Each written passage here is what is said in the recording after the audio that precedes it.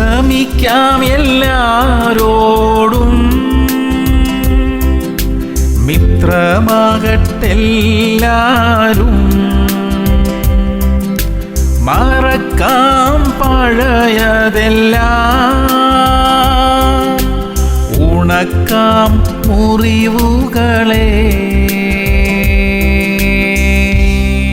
മത്തായി 5:24. ഒന്നാമത് ചെന്ന് സഹോദരനോട് നിരന്നുകൊള്ളുക, പിന്നെ വന്ന് നിന്റെ വഴിപാട് കഴിക്ക. പ്രിയമുള്ളവരെ, ക്രിസ്തീയ സഹോദരങ്ങളുമായുള്ള ബന്ധത്തിൽ ഏതെങ്കിലും അകൽച്ചകൾ ഉണ്ടായിട്ടുണ്ടെങ്കിൽ ആദ്യം നിരപ്പ് പ്രാപിക്കുകയും പിന്നെ വന്ന് ആരാധന കഴിക്കുകയും ചെയ്യണം എന്ന് തിരുവചനം പറയുന്നു. നിരപ്പ് പ്രാപിക്കാനുള്ള പരിശ്രമം നമ്മുടെ ഭാഗത്തു നിന്നും ഉണ്ടാകണമെന്ന് അർത്ഥം. നാം ശ്രമിച്ചിട്ടും മറ്റേയാൾ സഹകരിച്ചില്ലെങ്കിൽ നാം അതിൽ നിന്നും ഒഴിവുള്ളവരാകും. ശുദ്ധ മനസാക്ഷിയോടെയുള്ള അനുഗ്രഹിക്കപ്പെട്ട ഒരു ജീവിതം നയിക്കാൻ നമുക്ക് പരിശ്രമിക്കാം, പ്രാർത്ഥിക്കാം. സ്വർഗീയ പിതാവേ, ആരുമായും പിണക്കമില്ലാത്ത ഒരു ജീവിതം ഞങ്ങൾക്ക് തരണമേ അപ്പാ. എല്ലാവരെയും സ്നേഹിക്കാനും എല്ലാവരുമായും പൊരുത്തപ്പെട്ടു പോകാനുമുള്ള പ്രത്യേക കൃപ ഞങ്ങൾക്ക് തരണമേ.